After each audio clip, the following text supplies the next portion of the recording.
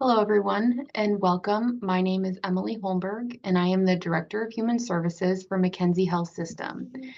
I will be your host as we navigate through our presentation today.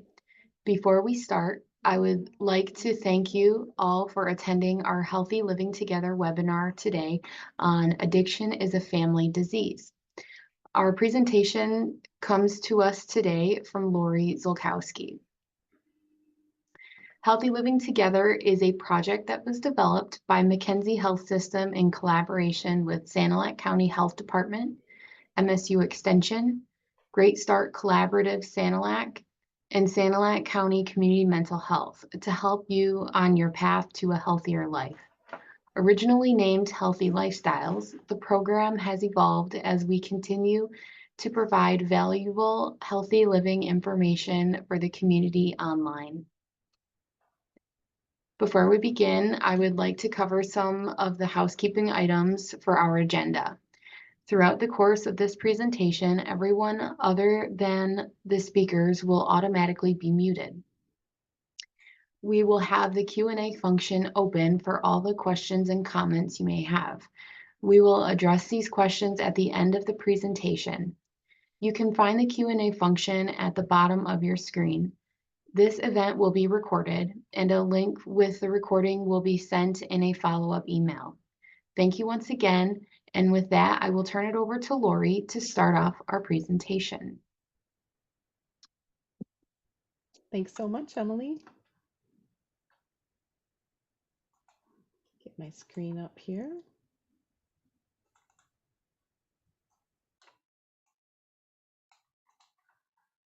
Wonderful. Thanks so much for having me today. We're going to be talking about some really personal things and some kind of tough things, but I do this because it's really important to share and it helps reduce the stigma about families who have been impacted by substance use disorder. And that has been my family. I'm going to share kind of what happened with us and also some things that I've learned along the way and things that we've done to help improve it for other families. I'll have my contact information in the chat already, so if you have questions after this or you or someone that you love is struggling, feel free to reach out. We keep everything confidential and we're just here to help. So my experience with this began on a beautiful sunny Saturday in May of 2013 when our beautiful daughter experienced a non-fatal overdose from heroin. She was raised in an upper middle class loving two-parent household. My husband Kevin and I are going to be celebrating our 35th wedding anniversary on August 3rd. I don't know how that's possible because I'm only 29, never been great at math. But she was really raised in a privileged environment. We look at adverse childhood experiences, and she had a really charmed childhood. She went to Lutheran grade school. She went to John Glenn High School, graduated with a 3.666. I don't know what your religious persuasion is, but I always get a kick out of that. It would have been higher except for her senior year was pretty much non-existent because she had began her substance use the summer of her junior year. She got a 27 on her ACT without studying. She was probably high when she took it with no sleep. Super smart kid. She was ranked second in volleyball in Bay County. Popular, beautiful, funny, compassionate. And that's our daughter, Amanda. And you need to also understand that she struggled with IV heroin, probably fentanyl use for 4 years. I'm going to give you the happy ending to our story just for today is Amanda is over 8 years in recovery from that 4-year IV battle. She is now at Wayne State beginning the social work program in the fall. She's engaged. She plays volleyball again recreationally. She has pets. She has a life, and she is back to enjoying things. She still manages her recovery every single day. She uses a 12-step program. She's a sponsor. She has a sponsee. She has a sponsor and she is a sponsee, or no, whichever way it is. And she takes medication. She takes very good care of her physical health. And she just continues to be mindful that this is a chronic relapsing brain disorder and it could come back. So this disease almost killed our daughter when she had that overdose, and we were not prepared for the journey that we would be on. Unfortunately, when she was taken by ambulance to the emergency department in Bay County where I live, and they wanted to release her because she was not a harm to herself or others, which I thought was preposterous because she nearly died, but that's the law. They said that we could have her put on a 72-hour hold in mental health, and that's what we did, and then they sent her home. And they didn't send her home with any resources, not a pamphlet, not a flyer, not here, it's a disease, how to get treatment, where to go for treatment. So treating substance use disorder from a medical setting is very different than treating something like a cardiac arrest. You get lots of services. They connect you with a cardiologist. They help you with all sorts of things. And with substance use disorder, they just let you go. And it was a tragedy. Part of my career, I retired from Delta College last June. I was a college professor for 15 years. I taught business classes, so this is not my profession. And ironically, I was also a pharmaceutical sales rep for 10 years of my 20-year-long business career. So I understand hospitals and doctors and prescribing. And in fact, I launched a product called Ultram, which is tramadol. And when I launched that for Johnson & Johnson, it was not a scheduled narcotic. And I literally had a garage full of samples to give to doctors, to give to patients. So unknowingly, I was a part of that problem as well. And so we were set on a journey that we were not prepared for. And once I came to the realization that it wasn't just our family, which took me 2.5 years to do, I decided to do some things that would help other people. So I'm going to share that progression of where we started, where we are now, and things that are available to families now that I wish would have been available to me when our daughter nearly died. The way that I found out that we weren't the only family is I was off on Christmas break 2.5 years after our daughter's overdose. When she overdosed, we said nothing to nobody. And we did not talk about it with our family. We didn't talk about it at work. We said nothing. I was mortified. I thought we were bad parents and she was a bad kid and we did something wrong. And none of us at that time knew there was an opioid epidemic like we do now. And I was off on Christmas break when I still got the newspaper, and this was the headline. EMS crews in Bay County sees 27 overdoses in 27 days. And it was a light bulb moment to me that we weren't the only family, that there was something bigger that was happening. And it was my realization that we had to start speaking out on campus, because as a college professor, here I sit every semester with 125 bright, beautiful students with their whole lives ahead of them. And if this could happen to my daughter, it could happen to any one of those kids. And nobody was talking about it. So I got a small grant from the college to start doing some programming on campus. We had panel discussions, we had films, we had a poster display, just to help bring awareness that we were in the midst of an opioid epidemic.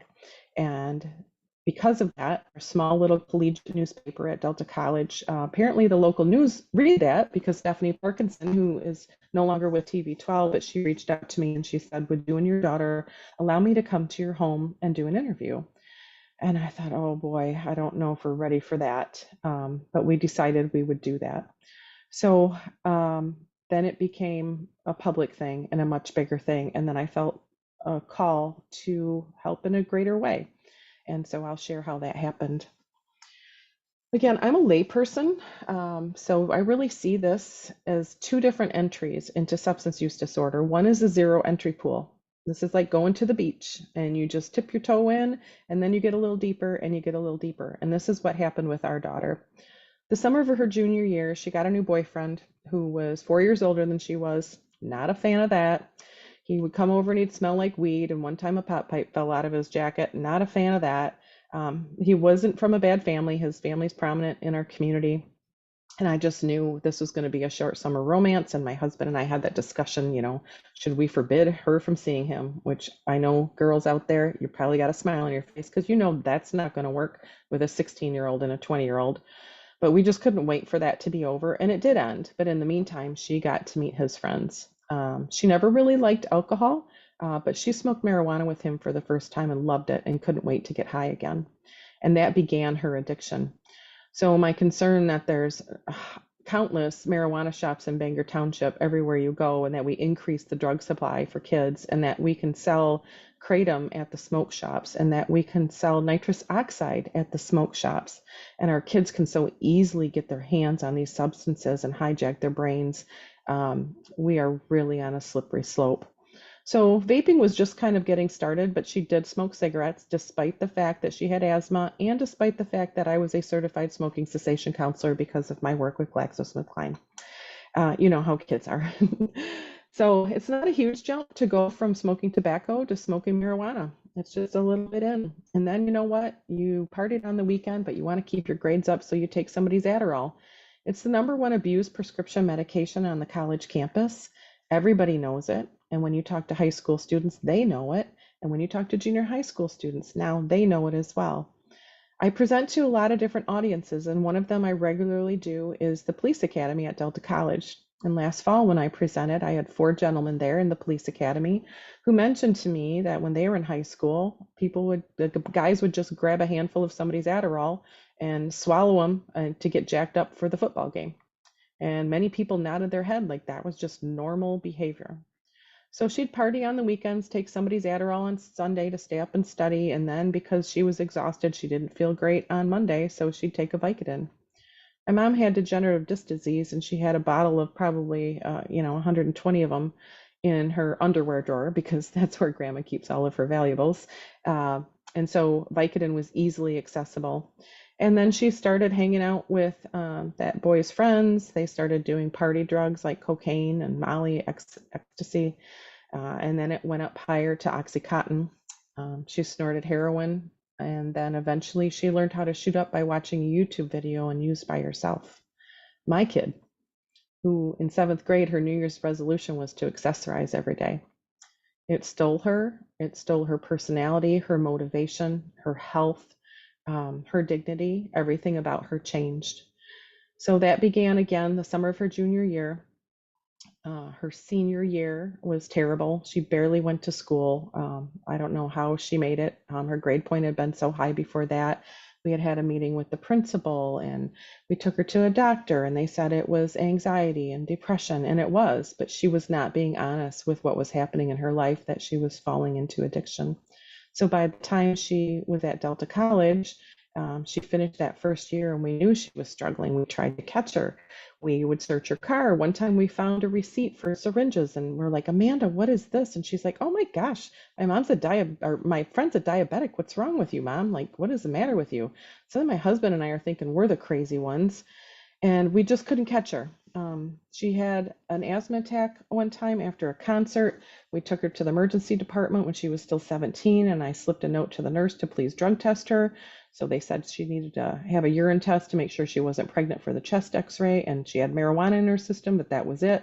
So we weren't too panicked, but we knew something was going on, but we could not catch her. She's a really smart kid.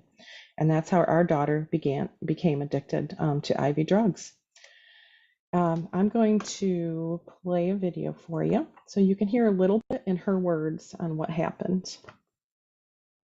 And Emily, if for some reason you can't hear the video, please let me know in my ear.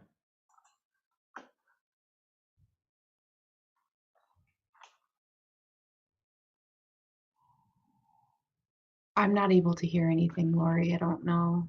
Okay, so it says it was paused. Okay, hold tight. I think I have to stop and reshare. The technology part of this is always the most maddening, isn't it? Oh, give me just a second. Even with the practice sessions, sometimes we can't get it right. Alrighty, give me just a moment. Thanks for your patience. Here we go. I think I got it right. Oops, but you know what? I gotta put my sound on.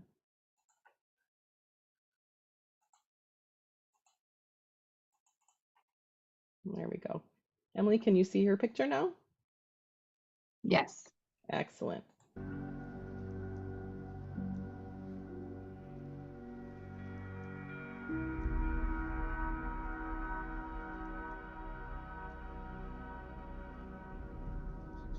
Stephanie Parkinson introduces us to a Bay County woman who is the driving force behind a new chapter of Families Against Narcotics. The nightmare no parent ever wants to face. Lori Ziolkowski has lived it, watching her own daughter addicted to heroin. Now, I remember being anxious before I would go to school, before my volleyball tournaments, if I had to do homework, really about anything. And I began to self-medicate.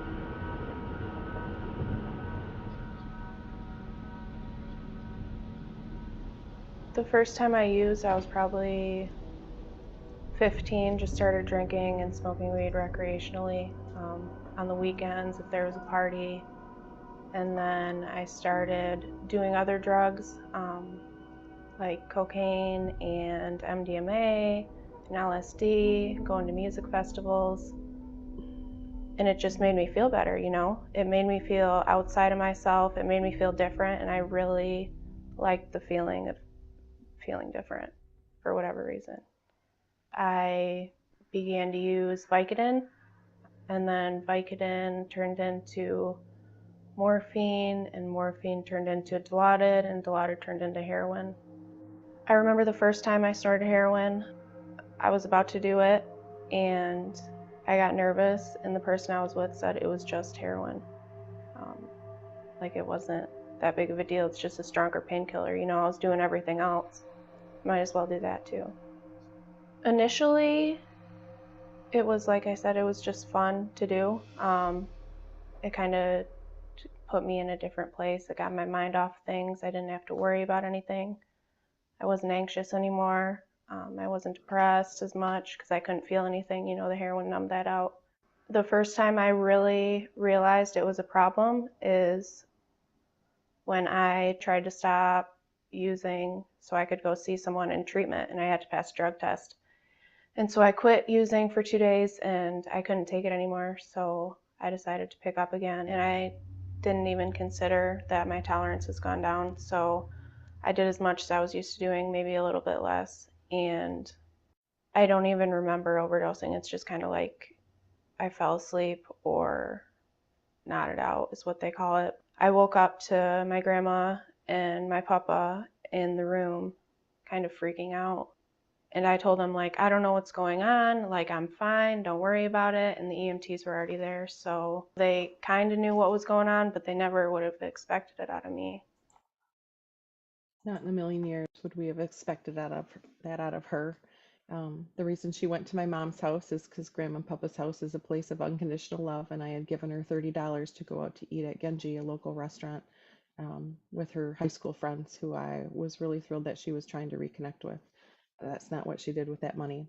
So initially I had a lot of guilt about that, but because of some of our programming, like Family Recovery Coaches and Stronger Together, I learned that that's false guilt. I didn't give my daughter $30 and said, here, go overdose on heroin.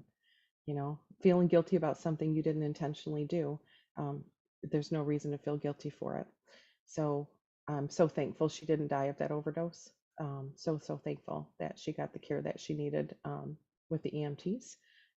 Even though after that, I really feel like the medical community dropped the ball in providing us the same types of resources that they would provide anybody else with a chronic relapsing medical disorder, which is what addiction is. So I'm going to show you the other path into addiction, and that is the cliff dive. This is when somebody like me at 59 years old needs a knee replacement or a hip replacement, or maybe you have a car accident or a sports injury, and your physician provides you with a prescription narcotic. Pharmaceutical companies told doctors that they were not addictive. Looking back on that, having promoted a scheduled narcotic, now knowing what I know, it works in the same receptor sites as heroin does. So if heroin can be so highly addictive, how is it possible that these aren't? It makes no sense. I don't know why the FDA didn't catch it.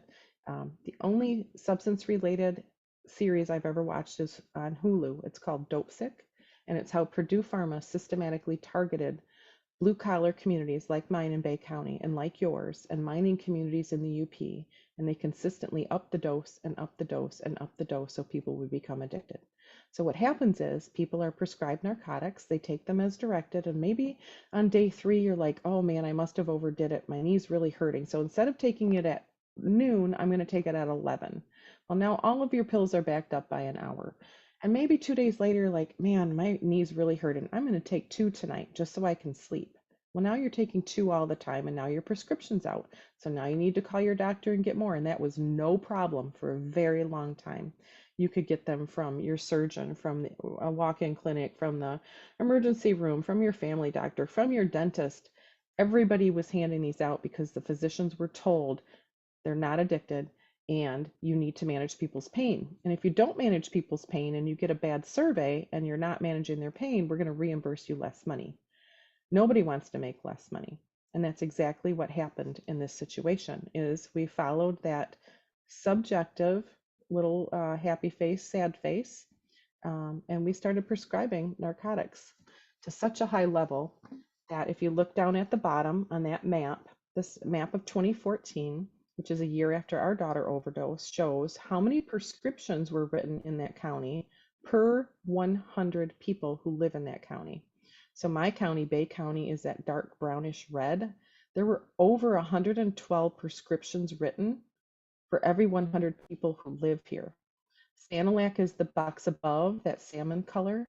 You had 82 to 112 prescriptions written for every 100 people who lived in your community. That's why we have this opioid epidemic. It's not an epidemic of bad parenting, because what possibly could explain that? It's not an epidemic from dumb teenage decisions. Now, I can't see you and you can't see me, but I'm going to have you raise your hand if you ever made any dumb teenage decisions. Oh, yep, I saw 2 hands go up with somebody. No, just kidding. I did have a police sergeant at the Saginaw Township Police Department raise 2 hands and a leg. So I'm not exactly sure what he did, but I'm glad he came over to the other side. This is why we have the opioid epidemic, because of the lust of money from pharmaceutical companies who knew what they were doing and allowed hundreds of thousands of people to die and allow millions of families and communities to be devastated because of the overprescribing. So finally, our Michigan legislature saw that this was just creating chaos and death. And so they stepped in and they said, hey, doctors, you got to knock that off. You can only write 3 to 5 days prescription of narcotics. You can't continue to prescribe. And now you have to check a system called MAPS to see where else they're getting their prescriptions from, because people were doctor shopping. So the graph above, the map above in 2020, you'll see a significant decline in the number of prescriptions written per 100 people. That did not stop the problem, because all of the people who had become addicted to those medications, because that's how they work, that's their mechanism of action, it's how they physically work in the brain. It's not a judgment call, it's not a moral call, it's a physical component. We actually saw an increase in deaths of 18% because of that. Because think about it, those folks had the medication had addicted them. Now they can't get them legitimately from their doctors. So most people start off then by getting them from their friends or family, either for free or buying them. So they're expensive. Pills are expensive. And like my daughter said, well, it's just heroin. I almost fell off my chair when I saw that segment of her film. But she's absolutely right. It works the same way, and it was much cheaper. And now we don't have a heroin epidemic. We have a fentanyl epidemic. These are the 3 waves of this epidemic. The first wave started in around 2000, and the purple line, which is the tallest line there, were commonly prescribed narcotics. We started to see an increase in people dying from taking those because of overdoses. And then in 2010, you'll see a huge jump there, a rise in heroin overdoses. And in 2013, which is when my daughter overdosed, a big rise in fentanyl overdoses. The hospitals, because the fentanyl test strips are not CLIA approved, don't test for fentanyl, which is dangerous and ridiculous. We had emergency testing for COVID because people were dying. Hundreds of thousands of people were dying. We need to be testing people for fentanyl. And so that fentanyl epidemic started in 2013. My daughter probably overdosed on fentanyl, but we'll never know for sure. And you'll see up there as well, under other synthetics, that product that I sold, tramadol, is listed there. This is taking a look at the numbers through 2020. Again, the data is always lagging, but it's the same thing. Now we're starting to see other things added to fentanyl, like xylazine. We're starting to see methamphetamine being laced with fentanyl. We had 2 Xanax deaths in my community, pressed fake pills that people died because they were fentanyl. And the reason fentanyl is so poisonous is because on the left, that vial is a lethal dose of heroin. On the right is a lethal dose of fentanyl. And to give you some perspective, the grains next to that penny are enough to kill you. Some of the toxicology reports that we're getting back when we're doing our overdose fatality reviews of people who have died, we're seeing sometimes up to 10 times as much fentanyl. That is a lethal dose in their system upon death. So there is no heroin in the system anymore. When the Michigan police take all of the drugs they've confiscated and test those, there's no heroin found anymore. It's all fentanyl. And when we send people to treatment, when they're doing their urine and blood screens, there's no heroin in the supply. It's all fentanyl. And that's why we're in this particular situation. So each county determines what information they report. We have our local ambulance companies that report. We can daily see how many overdoses were responded to by ambulance companies. Unfortunately, Sanilac does not report, so I don't have that data for you. So I pulled what I could. So this comes off of the Michigan.gov opioids website. And from the fourth quarter of 2021 to the third quarter of 2022, there were 9 overdose deaths in Sanilac County. So 9 people lost their lives. And I want you to think about how many people in your life that would miss you if you were gone. Your friends, your family, your kids, your parents, your colleagues. That's how many lives were devastated. So 9 people, is it hundreds of thousands? No, it's not. But in a small community like yours, that has a ripple effect. Thankfully, the following year, there were only 2 deaths. So that's good news. It's the trajectory that we want to see. This takes a look at emergency room visits. So on the top there, overdose emergency healthcare visits by quarter, going back to 2019, have remained pretty steady, somewhere between 20 and 30 per quarter. And at the bottom, overdose emergency healthcare visits rate by quarter. This is rate per 100,000. So the top number is the raw number. The bottom number is the rate per 100,000. So 50 per 100,000 per quarter. And then the last one, and again, I'm not 100% sure on the accuracy of this because the timeliness of it, but your county, Sanilac, was ranked 31st of 83 counties in terms of substance use vulnerability. And the way that they do that, they take a look at what services are available. And over on the right, you'll see a red circle with an X and it says SSP. SSP stands for Safe Syringe Program. This is when a community like Saginaw Health Department provides safe use supplies to people who are still using. They provide alcohol wipes and syringes. Oftentimes people use the same syringe and share the same syringe over and over, like my daughter did. She used the same syringe with her partner who was hepatitis C positive to the point where there were no more markings left on the syringe. And our harm reduction team has a slide that shows a syringe that's been used 3 times and the needle starts to not be sharp anymore. It actually starts to hook. And people can get very sick with cotton fever. I know people in their 20s who've had to have open heart surgeries. People get horrific abscesses because of this. So before I knew anything about this disease, I thought, why in the world would we give people a needle? They're going to use drugs. Until one of the people who comes out to speak with me, who is a former nurse, she was stealing bags of fentanyl from the hospital before she got caught. She said she was at the casino one night and she was starting to feel sick. And so she didn't have a needle, so she just reached in the sharps container in the ladies' room and got one out. People who are active in their illness are not thinking rationally. And we need to come to the conclusion that people are going to use drugs, whether they have a single-use clean needle or not. So people use for 3 different reasons. Sometimes people use because it makes them feel good. This might be when you have a glass of wine with a friend, or you go out and have a couple beers, or since cannabis is legal, you know, maybe you eat some edibles and you sit in your basement and you play your video games. God bless America. So people use to feel good. Sometimes people use to feel better. I have people in my life that they like to have a couple drinks when we get with the relatives because it makes the relatives a little more tolerable. So sometimes people use to take the edge off of social anxiety. It makes them feel a little better about the situation. And then people who are struggling with substance use disorder use to feel normal. Our daughter was shooting up 10 times a day just not to be sick, not to be sweating and shaking and pooping and the sickest you've ever been. Because if she didn't have that in her system, she would be physically sick. So now that I understand more, I completely support harm reduction. FAN completely supports harm reduction. We cannot help people get well if they are dead. So we will be with you from your continued use all the way through recovery housing and beyond with peer support. We support the entire journey.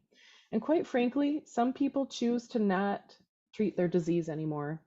A friend of mine recently died of breast cancer, and she had one more option of chemo to use. It would have really been devastating to her physically, and they didn't think it was going to work, and she chose not to take that treatment. And she chose to go on hospice, and she lost her life a few weeks ago. And that was really sad, but that was her choice. We need to honor that choice for people who are using. If they choose to no longer go to treatment, they've been to treatment 16 times, they're sick of it, they can't do it anymore, and they're going to use until they die, it's the same type of disease process. And it took me a long time to realize that, but I certainly realize it now. Because what a tragedy would that be if my daughter survived her addiction, but then she died of hepatitis C or HIV now after 8 years in recovery. Like, that would just break my heart. So we want to keep people safe as we can throughout the journey. So that could be something that could help your community. I realize there's a lot of readiness that has to happen because people don't understand why it's a good idea. And then it also shows that there's no quick response team. I know there are some groups in the thumb that are exploring this option. Again, this may be a little bit of outdated information. Maybe there is one now, I'm not sure. But a quick response team sends back a first responder, sometimes it's a police officer, that's who we partner with generally. It could be an ambulance staff, and they send back that person. And in Saginaw, we're actually going back with a member of the faith community, a pastor, along with a peer coach and a family coach. And we go in unmarked cars, and we go in, jeans and a polo shirt, and we go back to the home that has been identified where someone overdosed or is struggling with substance use, and we bring services to them, which is amazing. Man, if we would have had a quick response team come to my house after they released my daughter after 72 hours, we never would have moved her to Lansing, thinking it was a great idea, which was a horrible idea. There's drug dealers in Lansing too, but we didn't know. Had a quick response team come to my house, we would have made better choices for her. It does show that you have a drug court. I don't believe that you have a drug court. We're now calling them recovery courts, but I believe that indicates that you're a part of the thumb sobriety court. So this is as accurate as information as I have. I'm going to play you the 4-minute video that, for me, when I saw it in my desperate search to see why my daughter kept using, was the light bulb moment for me. So I'm going to share that now. What is addiction? Also called a substance use disorder. Over 21 million people nationwide suffer from addiction. That's 1 in 7 people. Recent increases in the use of opioids has compounded the problem. Each day we lose 144 people to drug overdoses, and that number climbs to 375 if you factor in alcohol-related deaths. Scientists first began to understand addiction as a brain disorder in the 1950s. Doctors Olds and Milner, in laboratory studies of rats, found the parts of the brain affected by addiction. But then, in 1994, Doctors Volkoff and Shelbert, top neuroscientists, ran PET scans of the brain that showed the effects of substance use disorders. Like other diseases, these scans showed it affected tissue function. There are 2 main parts of the brain affected by drug use: the limbic system and the cortex. The limbic system, located deep within the brain, is responsible for our basic survival instincts. So when you do essential things to stay alive, like eat, drink, find shelter, have sex, or care for your young, your brain reinforces behaviors that cause the release of dopamine from this region. That reward for surviving is also transmitted to the amygdala and hippocampus, which records a memory of that feeling, so we seek it again. This is our survival hardwiring. Addiction also affects this area up here, in the prefrontal cortex, which is what separates us from other animals. This is where decision-making and impulse control live. When drugs or alcohol are used, they activate the same dopamine process in the survival center, and when use is repeated, that substance can hijack that part of the brain. This hijacker changes the brain and weakens this system to make it believe that the primary need for survival is the drug. In hijacking the brain, it can usurp those primary motivations: food, water, shelter, sex, and protecting our young. And the hijacker needs more and more of the substance to activate the same level of reward or feeling of pleasure, causing the brain tissue to become increasingly damaged with continued drug use. So why don't all people who use alcohol or drugs become addicted? There are factors that contribute to the development of a substance use disorder, including individual factors, like genes and age of exposure, and then environmental factors, like drug availability. But there is good news. Addiction is preventable. The key factors that aid in preventing addiction can be categorized into two parts: risk factors and protective factors.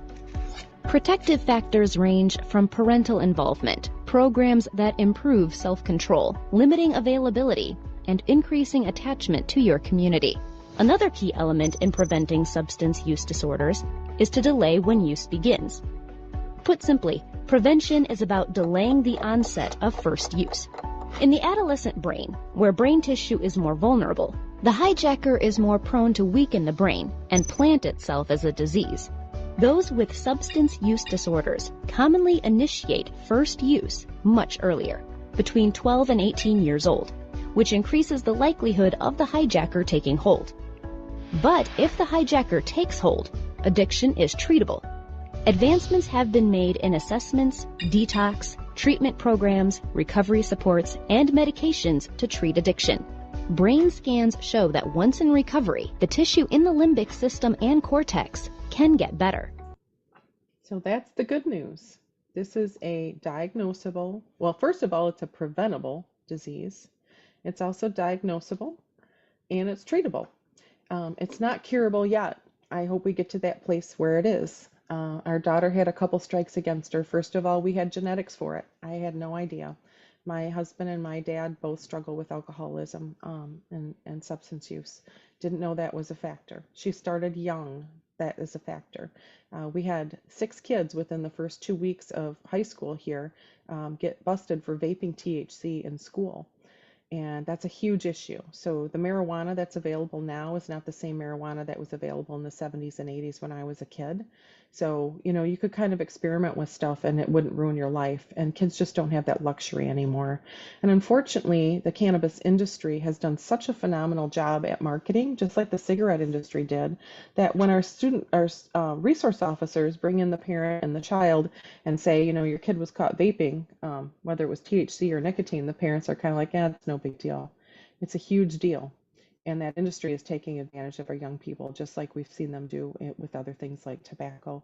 And also availability of drugs. We do a terrible job as a society of keeping substances out of the hands of children. You know, most kids get their first drink from the well-stocked garage refrigerator, or if you're fancy, you got a liquor cabinet, and everybody knows you steal the vodka because you fill it up with water. All of them know it. I stole cigarettes from my mother when I was a teenager. Thank God I quit because they were too expensive when I was at Delta College at $1.25 a pack. And now we've got the capability of having 12 cannabis trees, edibles, and a gallon bag of dried weed at our homes and vapes. And you don't think kids are going to get that? Of course they're going to get that. So that is the video that helped me understand what happened to her brain, because up until then, our conversation was knock it off. You're being a rotten kid. You were raised better than this. You're ruining your life. Quit it. Knock it off. Well, that didn't work. And it took me 2.5 years to finally get a clue as an educator. I better start learning something about this. And that's what helped me learn. This next video I'm going to play also helped me learn. I would encourage you to find this on the web. I'll share my slides too. This is a great full video. I'm only going to show you a portion of it. So I'm going to pull it up to 840. This talks about dopamine's role in the brain, and it talks about depression and substance use disorder.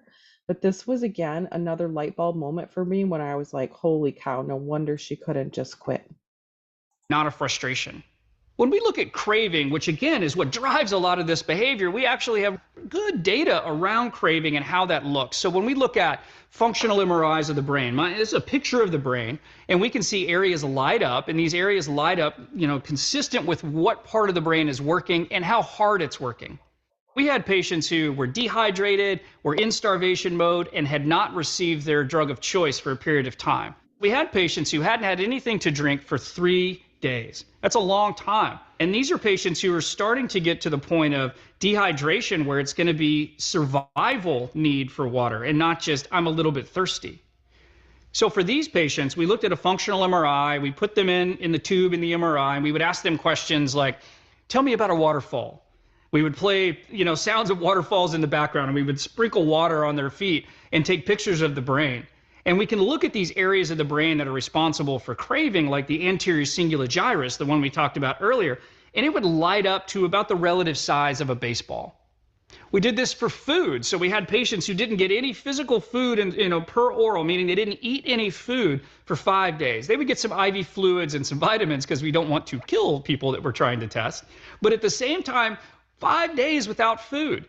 And then we put them into the functional MRI. We then talked to them about their favorite food. We then brought their favorite food into the MRI suite and we kind of wafted it into the MRI tube so they could smell it. And then we have them talk about how it would taste. And then we had them taste it and spit it out. And through all of these, we looked at the brain through this functional MRI. And in those same areas, instead of a baseball for dehydration, we had the size of about a basketball for starvation. So we know what people will do when they're dying of thirst or they're dying of starvation. I mean, they will rob, they will steal. I mean, imagine if you walk through the desert and in 3 days' time, you walk through the desert and you get to the end and all of a sudden there's this pedestal with a beautiful glass of water with condensation coming down the side. If it was me and I walked up to that and then somebody stepped in front of that glass of water and said, no, this is my water, I'd be like, oh, okay, stab. And I would move them out of the way and then I would take this water and I would drink that water immediately because that is survival. And people getting in the way of survival, they really put themselves at risk. And we know that. And actually, we'll kind of accept that. When people are looting stores when there's a famine, or when people are doing what they can to survive for their children or to not die, we accept those things. What about an addiction? We took patients who hadn't had their drug of choice, and in these cases, for these studies, it was alcohol and opioids. And so when we took those patients and we put them in a functional MRI and we asked them a couple of basic questions. Tell me about the first time that you used your drug and the last time that you used your drug. That's all we really asked. That craving of just thinking about the drug lit that brain up. And it lit it up no matter if you were 30 days, 60 days, 90 days, or 1 year. It was almost exactly the same. That craving signal in the brain did not decrease until 2 years. And what we found was the relative size of that craving was not a baseball or a basketball. It was a baseball field. So the craving for dopamine and that drug of choice so far outstretches the desire to not die from dehydration and starvation that it starts to make me understand why these behaviors happen so consistently among patients who have had the disease of addiction.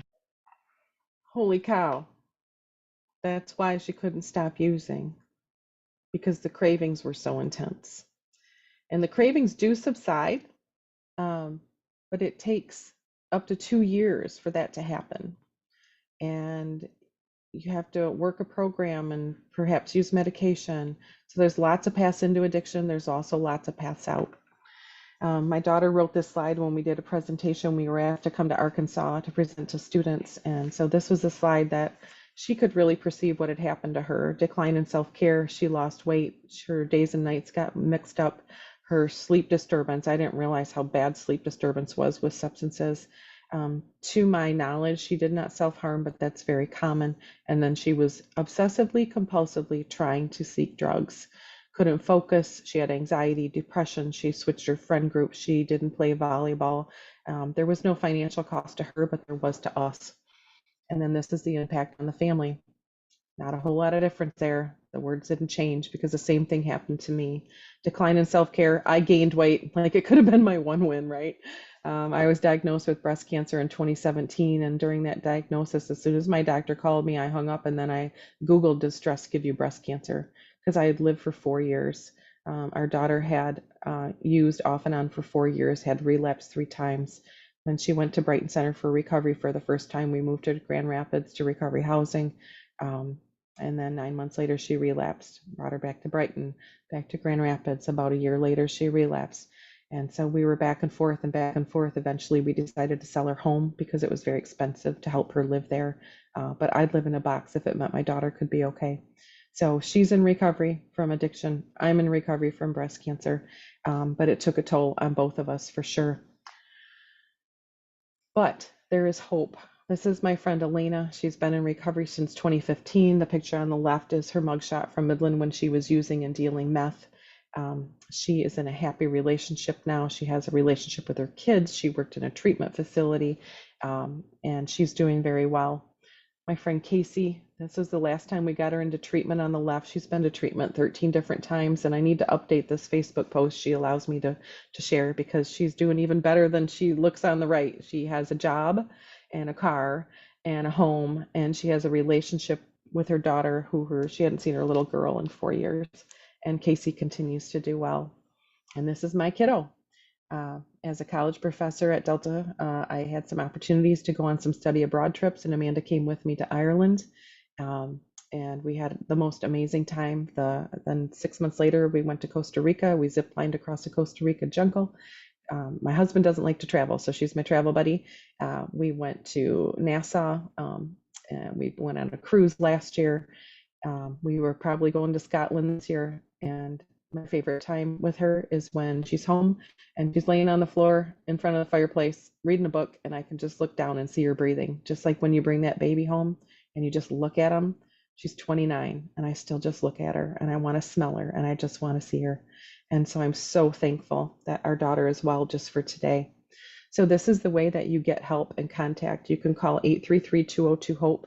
I encourage you to put this phone number in your phone. It's answered 7 days a week from 8 in the morning till 10 o'clock at night. We can help navigate finding treatment for someone. We provide free transportation to detox, residential, or recovery housing. We do recovery housing scholarships. We can sign people up for free peer or family coaches. We will provide harm reduction supplies, deliver them if we have that available in the community. So there are resources here that I never had. It's really important that everybody has Narcan. We do a ton of Narcan distribution throughout our counties, whether it's in newspaper, old newspaper boxes that have been refurbished, at events, at our fan forums. And so this is the life-saving product that everybody needs to have. We're working with our local EMS. They're now going to be starting a Narcan Leave Behind program. Super excited about that because the first way to help is to help people not die. So I'm going to share our website. If I can figure out how to share the website. This is it. Yes, I think I can share from here. Let me get to fan. Just need Google. Nope, it doesn't want me to do that. I'm not seeing it when I pull this up and I don't know why. Emily, are you able to get online and just share Google? You want to try? I'm not. Oh, you know what? Let me pull it up first. I think that'll help. Sorry. I had it up and I had so many other things up. Let's see what I can do here. Thanks again for your patience. You all know how this is. There we go. So we are in the midst of a branding change. We were known as Families Against Narcotics since 2007, when this started down in Macomb County, just with a bunch of concerned family members after several young people died. And that name fit us for a while, but it doesn't fit us any longer. So we're still FAN, but our new name, our new tagline is Face Addiction Now. It's more appropriate for what we do. We assist more than just families. We assist individuals. We assist systems like law enforcement and courts and jails and hospitals. And we help more than just families. We're not against narcotics. We're against the improper prescribing and use of narcotics. And people would say, well, do you help somebody who struggles with alcohol or meth? Yes, we do. So this is just a more fitting name for us for now and for the future. So now we are called Face Addiction Now. You can get to it either way, Families Against Narcotics or Face Addiction Now. We literally just changed our emails yesterday. The Hope line, I encourage you to put that in your phone if anyone needs help. We are going to be revamping our website soon. I'm not exactly sure what it's going to look like, but if you click on I need help now, it takes you to our Hope Not Handcuffed site. You can call the number to get that. You can walk into a participating police department and ask for help, or you can apply online. If you need a peer coach, this is somebody who can help shine the flashlight for you to get you out of the dark woods. If you need a family coach like I could have used, this can help a parent or a spouse or a sibling or a friend navigate their own recovery and help support in a healthier way. Sober housing, we do scholarships. We have Stronger Together meetings, and this one I'm going to click on because these are available no matter where you are. So Stronger Together is a support group, and we have virtual and in-person meetings. These are our virtual meetings. Anybody can attend those. And you'll see we have a spouses and partner group. We have one, a grief group for someone who has lost a loved one. Unfortunately, today is the 1-year anniversary of the loss of my friend Nick Castros. He worked with me as a Vista at Delta College for a year, and he's the gentleman who developed our Hidden in Plain Sight trailer. And we lost him a year ago. And unfortunately, his brother Pete just passed away 3 weeks ago. Poor family's lost 2 kids in the span of 11 months, and we need to stop this from happening. So there are in-person support groups as well. We do have one in Bay City and Saginaw that I helped start. Love to get one of those out in the thumb going. This is group support. So family recovery coaches, individual support. Stronger Together is group support. If you need Narcan, you can reach out to us. If you need safe use supplies, you can reach out to us. So there's a ton of information in here, some really powerful videos, I encourage you to watch. We do an anti-stigma training with medical staff or anyone who will listen. We just launched a graphic novel with curriculum for 9th through 12th grade and early college. It's like a manga cartoon characters, which kids can relate to about substance use. And we just really look at where are the gaps and how can we bring more services to communities. So I retired from Delta College last summer, and I work for FAN now. I'm the director of community partnerships, and now my paycheck is my passion, and my passion is my paycheck. And so I'm here to help other communities and other families. Honestly, I just selfishly do this because I don't ever want to have another mom go through what I went through, is the number one reason I do this. And so we've made a lot of strides. Now the hospital, if you go there with substance use disorder, they give you an envelope full of resources and free Narcan. There are Narcan newspaper boxes at our hospital with resource envelopes in them. Like, we're slowly coming along. We're working with our jail to, if a judge orders someone to treatment, now we have a navigator that can get that person from jail to treatment and navigating all of that. And it's amazing. We cannot arrest our way out of this. You can't shame someone out of a disease. You have to help somebody over and over and over again. We never give up. So I appreciate you listening today. And Emily, are there any questions out there? Well, thank you so much, Lori. That was very informative. If anyone has any questions, please feel free to enter them in the question and answer box located at the bottom of your screen. I don't see any right now, but I do have a question that I get asked a lot, Lori. How would you help someone if you have a family member who comes and says, I don't know how to help them, but they don't see that they have a problem with drug or alcohol addiction, but I see that they need help, but they don't want to accept help. How do I help them? What would you say? A super common question for us too. Like, that was my question. Like, what do I do? How can I make them stop using drugs? So here's the bad news. You can't make them stop using drugs. And when I say drugs, I mean alcohol as well. So what we encourage families to do is, first of all, denial is a big part of this disease, right? You stay in denial and secrecy and isolation. It's part of the disease. I really look at this as chemically induced mental illness. People are not making rational decisions. Those of us who are rational try to rationalize what they're doing, and it's not going to happen. I want you to think of it as chemically induced mental illness. So when you see someone struggling, you can address that and say, I noticed you haven't been going to volleyball lately, and, your grades seem to be slipping, and you don't seem as happy as you are. Like, I just feel like something's going on with you. I'm a safe person to talk to. Like, do you want to talk about it? What's happening? They may or may not open up to you. Our daughter wouldn't. She wouldn't. We didn't find out until the day she overdosed that she was addicted to heroin. But at least you can open that door, so if they are ready, they can talk.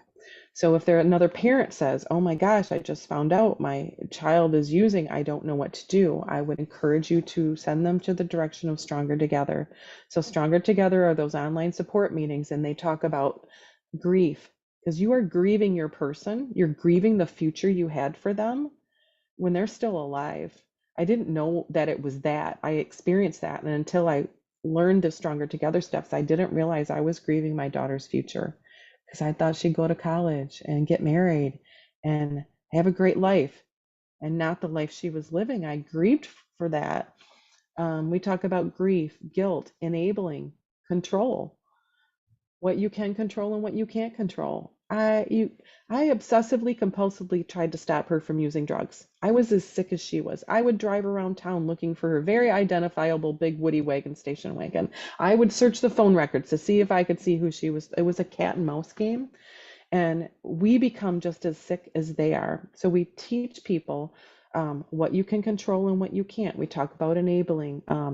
We talk about guilt and false guilt. We talk about how to keep yourself sane and keep peace in your home. Sometimes that means asking your loved one to leave. We help people navigate all of that.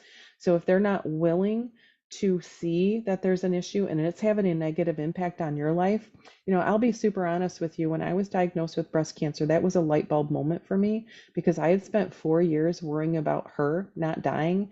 And now I had to worry about me not dying. And it was a realization that I don't get a second chance. My belief system is this is a one and done. And if I'm living a miserable life, worried about her and her life, she's not worrying about me and my life. I'm not worried about all the other people around me in their life. I was obsessively, compulsively worried about her and not taking care of myself, not getting mammograms. I could have died had I not gotten that mammogram. And I decided that day that I would teach myself not to worry. And I would set my alarm for 5 minutes. I'm not even kidding you. I'd set it for 5 minutes and not worry about her dying for 5 minutes. And then I could do 10 minutes. And it just became longer and longer. But I just decided that day that I had to live my life. And at some point, she's going to die. And at some point, we're all going to die. I don't know when that is. But I stopped picturing her in a casket. And I started picturing her on her wedding day and in a graduation gown and future grandbabies. And I pictured a bright, healthy future for her and a bright, healthy future for me. And it took a lot of work and a lot of help. So if you have a loved one struggling, you are not going to make them stop. You just aren't. As bad as you want that to happen. I had fantasies of we're going to rent a motorhome and I'm going to kidnap her and take, you could just go off the rails, with obsessive, crazy thoughts, just like she was having. Our diseases mirrored each other. This is a family disease.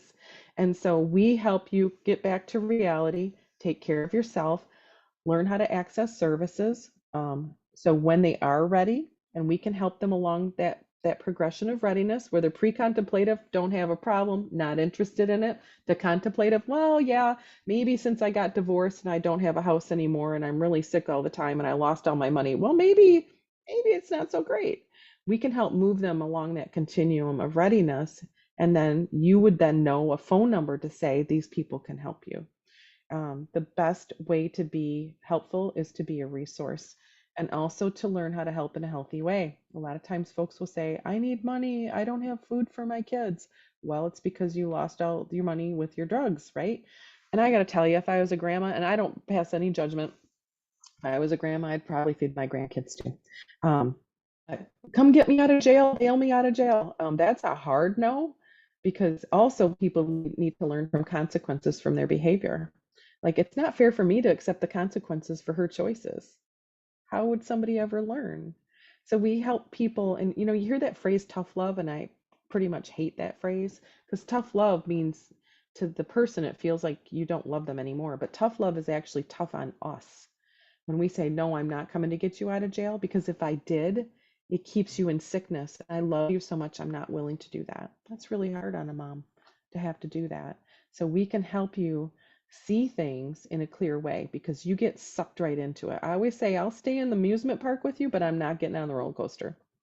I can't be on the roller coaster anymore. It's not good for me. And I'm not going to be unhappy and sick and live in chaos. You can choose to do that. I wish you wouldn't. It's really sad, but I'm not going to. And so it's generally not what people think, right? Because people call us and say, you need to help me make them stop. I do not have a magic power to do that, but I can help you be okay in the midst of it. And then by default, my behavior started changing. And then she would have to react differently because she couldn't manipulate us anymore. And so by me getting healthy and well and knowing better, it helped us help her in a healthier way. No easy answer. It's complex, and every situation is complex, right? But we're Absolutely. with people right along the whole way. Absolutely. Well, thank you so much, Lori. Very informative. Thank you. And again, I'd like to thank all of you for attending the webinar on Addiction is a Family Disease with Lori Ziolkowski.